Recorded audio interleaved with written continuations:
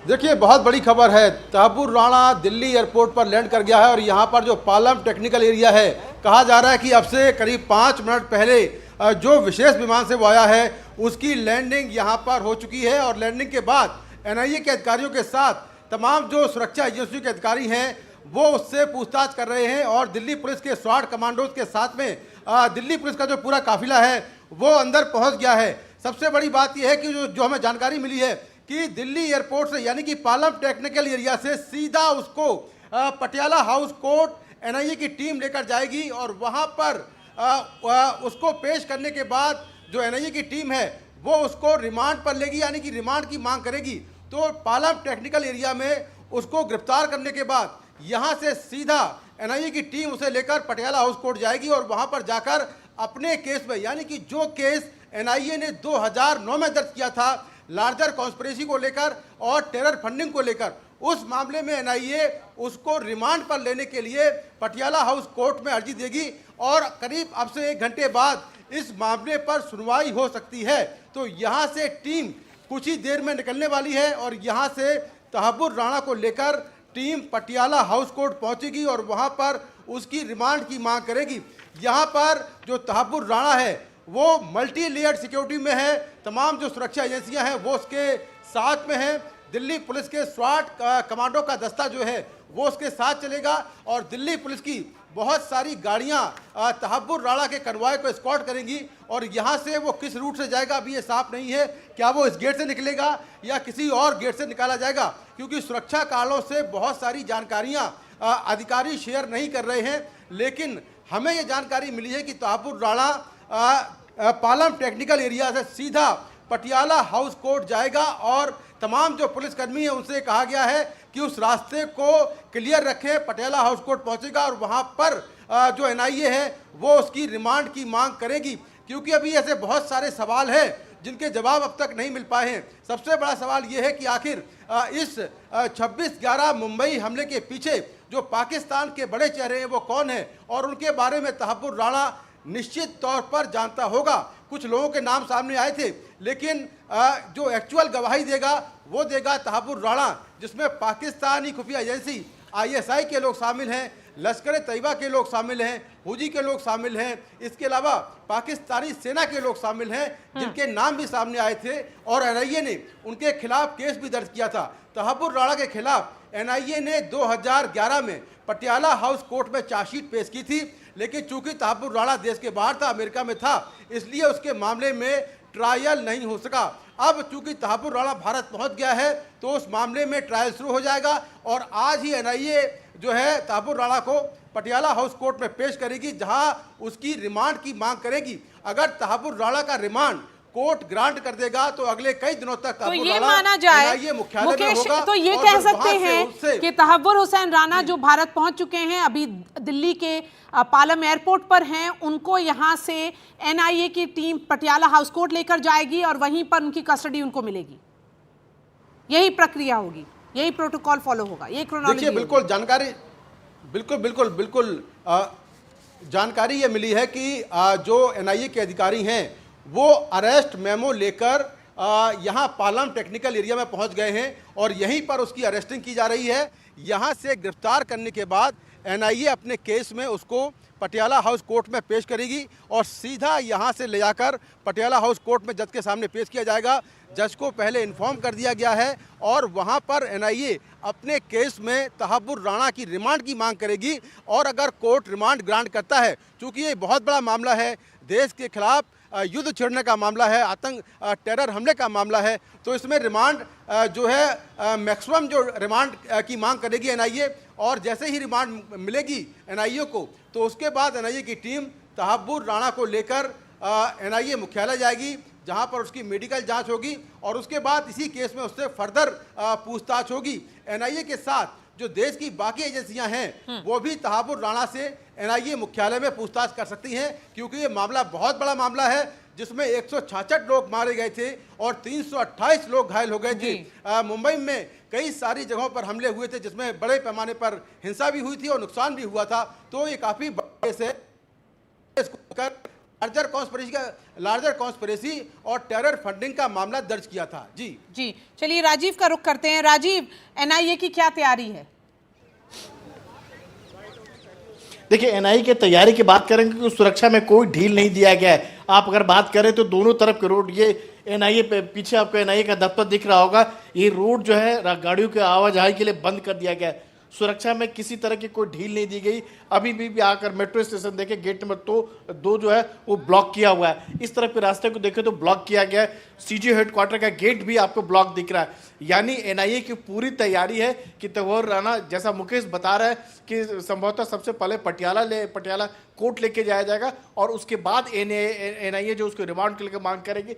लेकिन अगर किसी कारण पटियाला कोर्ट लेके नहीं जाती है तो एनआईए हेडक्वार्टर में भी पूरी तैयारी है और हो सकता है कि उसे वीडियो कॉन्फ्रेंस के जरिए जो है पटियाला कोर्ट में उसे पेश किया जाए और यहाँ पर उसे पूछताछ करने की रिमांड लेने के बाद पूरी तैयारी न केवल एनआईए के अफसर बल्कि आईबी और रॉ के अफसर उससे हर ओर राज उगलवाने की कोशिश करेंगे, जिससे वो साबित कर सके कि जो मुंबई हमला हुआ था उसके पीछे कौन कौन लोग थे, प्लानिंग कैसे रचेगी और सीधे तौर पर जो पाकिस्तान और पाकिस्तान की सेना के इन्वॉल्वमेंट है वो कम से कम शामिल हो कह सकते हैं कि उसका राज जो है उगल के सामने आएगा और सच्चाई सामने आएगी और पाकिस्तान का चेहरा जो है एक बार फिर से बेनकाब होगा कि पाकिस्तान बार बार कहता है कि जो इस तरह के हिंदुस्तान में टेरर एक्टिविटी होता है उसमें उसका कोई रोल नहीं है, वो नॉन स्टेट एक्टर है। यहाँ साफ तौर पर शामिल हो गए, पाकिस्तानी सेना इसमें शामिल है कि जिस तरह से कराची से मुंबई जो है संबंध के रास्ते जरिए 10 आतंकी आते हैं, उसके पहले जो है हेडली के साथ मिलकर जो है राणा पूरा रेकी करता है,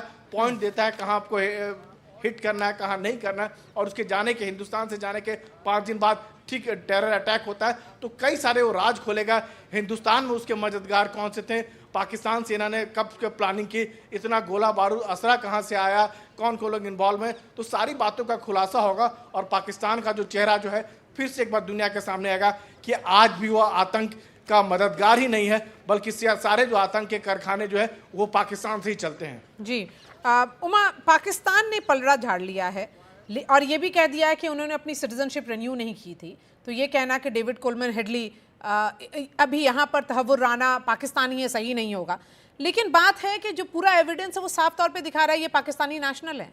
बिल्कुल, देखिए आज जो वीकली प्रेस कॉन्फ्रेंस पाकिस्तान विदेश मंत्रालय का होता है उसमें जब ये सवाल पूछा गया तो ये जवाब आया कि करीब 2 दशक से उसने अपना पाकिस्तानी दस्तावेज जो है रिन्यू नहीं कराया। ये कोई ज़्यादा मतलब नहीं रखता क्योंकि पाकिस्तान में डुअल सिटीजनशिप का एक वहाँ पे नियम है, आप पाकिस्तान पासपोर्ट रखते हुए किसी और देश की जो नेशनलिटी है वो ले सकते हैं। तो ये कनाडा की नेशनलिटी इसने ली और वो पाकिस्तान आता जाता रहा।